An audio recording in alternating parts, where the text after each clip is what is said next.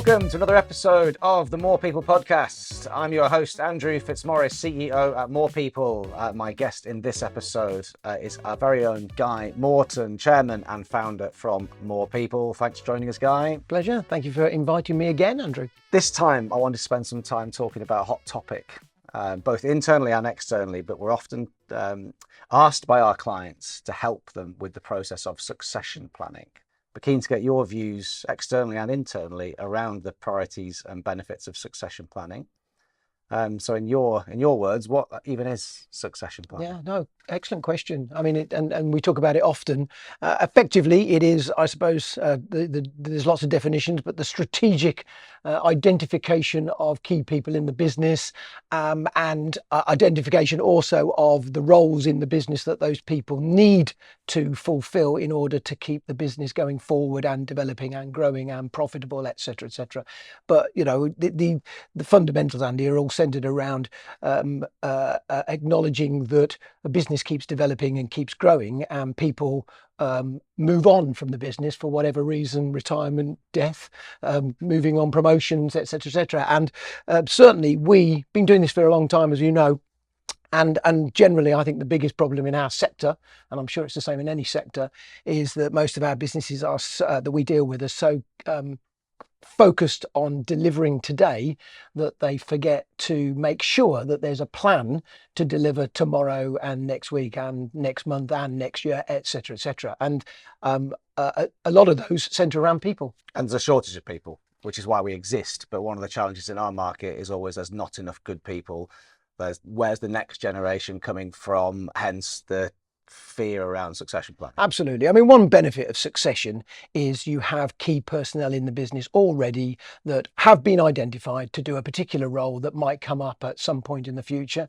And so you're ready if there's a problem that you weren't foreseeing, somebody gets ill or moves without telling anybody. And if you have a decent succession plan in the business at any level, but we'll come back to that a bit later maybe, you're able to immediately promote without having to go external. So it saves money, it saves time, it saves effort, and it's seamless and everybody benefits from that. The downside of not doing that, of course, is you've got a gap, then you have to go to the market potentially. And as you quite rightly said, for the last 20 years, we've been candidate short in fresh produce, fresh food, horticulture and agriculture. That hasn't changed. Therefore, that process takes time and energy and money. And don't get me wrong, there are plenty of roles that need external support, but by having a succession plan in process or in place, a business can, to a certain extent, mitigate some of those unforeseen challenges that come up that can't be planned because you've already got at least somebody in the pipeline ready. They might still need time and energy given to them because they're not perfectly ready, but they're nearly ready. The benefit of having a succession plan for a planned retirement or when somebody is leaving or a promotion that's again known about is exactly the same. You've got the time and the effort to have the right person ready, the right skill set ready. You've done the internal or external recruitment in plenty of time so that the whole process is seamless. I think that when we've been talking, you and I, about succession and doing the white paper, the word seamless keeps coming up as a really good word because that just demonstrates how nicely planned and professional the whole process is. Yeah, if nobody notices, then you've done a really great job Absolutely. over a period of time, haven't you? Yeah. And that's important for various reasons. You know, every business has stakeholders, not necessarily shareholders, but stakeholders that are really important. Customers, suppliers, people that work for the business, colleagues. And if it's seamless, everybody thinks that has been excellent. You know, there's no anticipated hiccups, there's no mistakes likely, there's no internal barriers because you've already worked through those. The customers think that's great because there's not likely to be any issue in supply. They'll have confidence in the ability being able to carry on doing a good job. Suppliers, similarly, you know, they worry when somebody moves on in a business, particularly if they're high up and have an impact into that supplier's relationship. And of course, there's a worry about who will be next and what that means for the supplier. So seamless is really beneficial, and that we would say, you and I particularly, that is not what we see regularly in our clients because they're so good. Don't get me wrong, very focused on today. And in this day and age where everything is so quick, that's fundamental. And you mustn't forget today, again, we've met businesses that have been too focused on the long term and too strategic, and they forget to do a great job today. In a great business, you've got to do all of those as well as think about the future. And succession planning and people planning is a massive step. And are these plans back of a napkin? Are they covered in dust in people's bottom drawers? Are they very, very sophisticated, complicated things? Yeah. Or somewhere in between is the reality? A great question. I mean, the more professional, the better, I think. That because you and I have done talks at various conferences about succession, and we always do a little poll, don't we, in the room?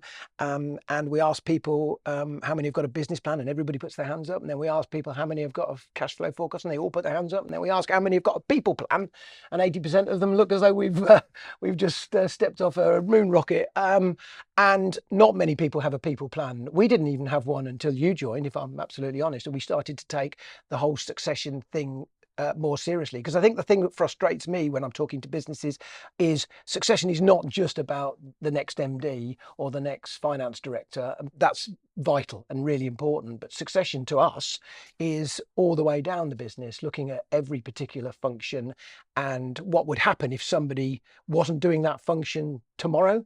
What would you do? How would you cope? And succession, real good succession planning, looks at every role in the business, right down to trainees and people almost on the shop floor. I mean, why not? These roles are really important to the day-to-day running and the long-term strategic success of that business. So to me, a business that's doing it properly should have a people plan that's incredibly flexible and adaptable, because everything changes, but they should have it written down, and it should cover every function in a business.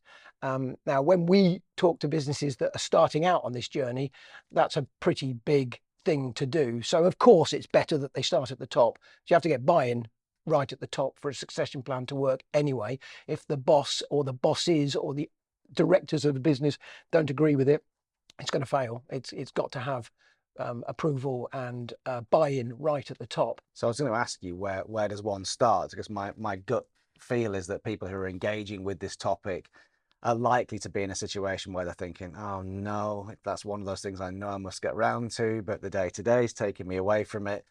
I need to be outside the business to think about how to do it and to have the mental capacity to focus on this sort of thing. So I can imagine a lot of people are thinking, I know I need to do it, but it's overwhelming. I don't know where to start.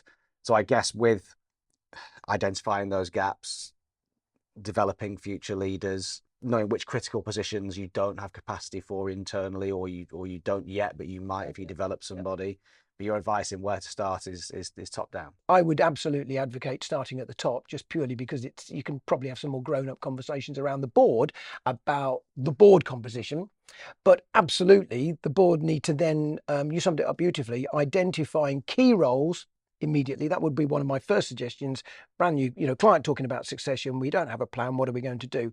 First up, identify key roles that are essential to the day-to-day business, and then rolling down. Every time you've thought about a particular role in the succession plan, who are the people that report into that role, and do exactly the same would be my recommendation. Yeah. But start at the top and then do the next level. Do it in a sensible, pragmatic, strategic way, because you're absolutely right, Andy. There's lots of pressures on a business to get stuff done. Well, what's your view on taking advice from external people, whether it's a non-exec, an external HR, a professional training person? Is it worth having other advocates, other sponsors, other influencers to help with those decisions? Yeah, 100%. And everybody that knows me knows I'm a massive advocate for non-exec directors and the value that they bring to a business in terms of the day-to-day, but particularly in terms of strategy and all the things we talked about. But a great non-exec will always talk about succession. That's, to my mind, that's one of the roles of a non-exec, is to remind the business to not forget about the next generation and where the next group of talented people are coming from, and they should be part of the process. So we would obviously, you and I, be massive advocates of any business having a non-exec, because they are professional business people by nature, but they're not as involved, so they don't get caught up in the day job, and therefore they're able to spend that bit of time and drag the other directors into discussions about succession. They will also have seen succession work well and probably not work so well in lots of other different businesses, so they bring loads of different perspectives to an organization. So the litmus test, the $1 million question, how much of all of that are we practicing? Are we practicing what we preach? Hey. Are we doing it internally, do you think? And how have we gone about it at MorePeople? Yes, we practice what we preach. You are a shining example of the succession plan that Peter and I knew we would need to do at some point. There was always a vision to produce a business that we would sell on at some juncture, and we knew that Guy Morton needed another Guy Morton, God forbid. And you walked into the office 14 years ago, was it? And here you are. But joking apart, we knew that I needed somebody that was. How old are you? You're younger than me, 20 years younger than me. I know you want to say more, but it looks less. But 20 years younger, because that's the next generation.